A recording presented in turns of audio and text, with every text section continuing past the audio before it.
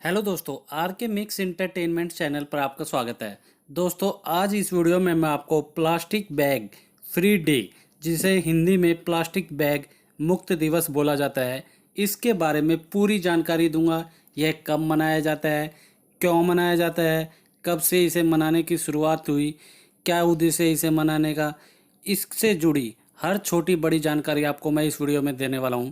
मगर दोस्तों, आगे बढ़ने से पहले यदि आप मेरे चैनल पर नए हैं तो सब्सक्राइब बटन को दबाकर मेरे चैनल को सब्सक्राइब करें और न्यू नोटिफिकेशंस के लिए बेल आइकन पर क्लिक करें ताकि आपको ऐसी ही वीडियोस टाइम टू टाइम और सबसे पहले मिल सके। तो चलिए दोस्तों, स्टार्ट करते हैं। दोस्तों, पिछले करीब 5 से 6 दशकों में प्लास्टिक निर्मित वस्तुओं की बढ़ती उपयोगिता ने इंसान को प्लास्टिक का मोहताज बना दिया है। महंगे कपड़ों से लेकर रेस्टोरेंट में चाय की बिक्री तक भिन्न भिन्न किस्मों की प्लास्टिक के उपयोग ने अपनी जड़ें जमा ली हैं। इसका नुकसान मासूम पशु पक्षियों से लेकर पर्यावरण तक हो रहा है। इस संदर्भ में जागरूक देशों ने जो सर्वे किया है उसका सीधा आशय यही निकलता है कि हम पृथ्वी और प्रकृति के साथ खिलवाड़ कर रहे हैं, जिसका खामियाजा हमारी ही आगामी पीढ़ियों को भुगतना होगा। मुंबई, दिल्ली, हरियाणा, राजस्थान, दक्षिण भारत के कुछ महानगरों पर प्लास्टिक पर प्रतिबंध लगाए जाने के बावजूद चोरी छिपे प्लास्टिक का प्रयोग धड़ल्ले से हो रहा है। प्लास्टिक बैग के उपयोग को जड़ से खत्म करने के लिए 3 जुलाई 2009 से संपूर्ण विश्व में अंतर्राष्ट्रीय प्लास्टिक बैग मुक्त दिवस शुरू किया गया और उस दिन से हर साल 3 जुलाई को यह दिन मनाया जाने लगा। अगर कहा जाए कि पर्यावरण से लेकर हमारे निजी जिंदगी तक को प्लास्टिक ने बंधक बना लिया है तो कोई अतिशयोक्ति नहीं होगा। प्लास्टिक का पर्यावरण पर बुरा प्रभाव तेजी से भयंकर रूप से अख्तियार कर रहा है। ऐसा नहीं कि हम या हमारी संतानें यह सब नहीं जानती हैं, बावजूद इसके थोड़ी सी सुविधा के लिए हम अपनी आने वाली पीढ़ी की जिंदगियों में जहर घोल रहे हैं। तमाम सरकारी गैर सरकारी प्रतिबंधों के बावजूद प्लास्टिक कंपनियां प्लास्टिक निर्मित वस्तुओं को धड़ल्ले से उत्पादन कर रही हैं। इस संदर्भ में भारत के तमाम प्रदेशों के उच्च न्यायालयों ने राज्य सरकारों एवं प्रशासनिक अधिकारियों को फटकार लगाई, लेकिन प्लास्टिक को पूरी तरह प्रतिबंध लगाने में हम अभी तक सफल नहीं हुए हैं। देश की सड़कों और गलियों में प्लास्टिक के अवशेषों का अंबार आसानी से देखा जा सकता है।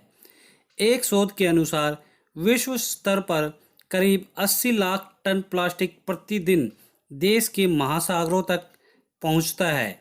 आप इसे प्लास्टिक प्रदूषण का नाम भी दे सकते हैं।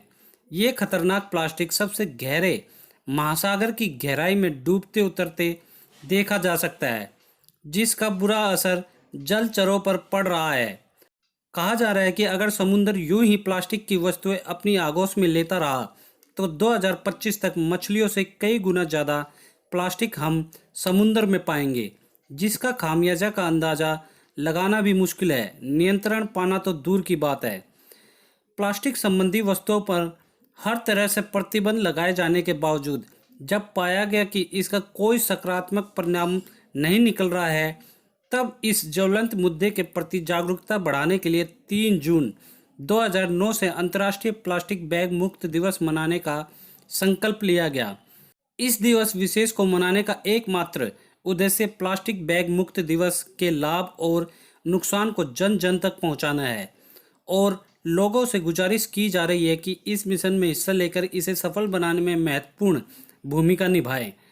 लोगों को बताया जाए कि यह ना मुश्किल है ना ही नामुमकिन, बस एक संकल्प की जरूरत है।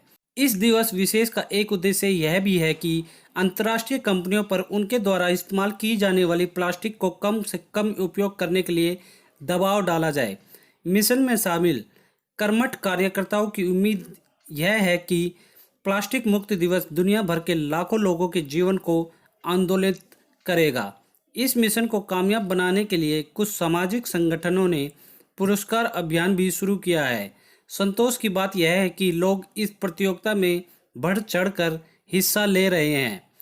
प्लास्टिक निर्मित वस्तुओं का प्रसार इस कदर हुआ है कि यह दुनिया के हर कोने में दिखेगा।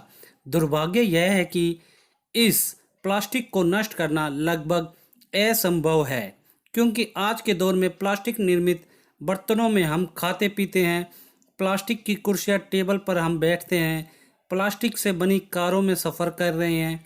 ये वस्तुएं दीर्घकालीन चलें, इसके लिए इन्हें ड्यूरेबल बनाया जा रहा है।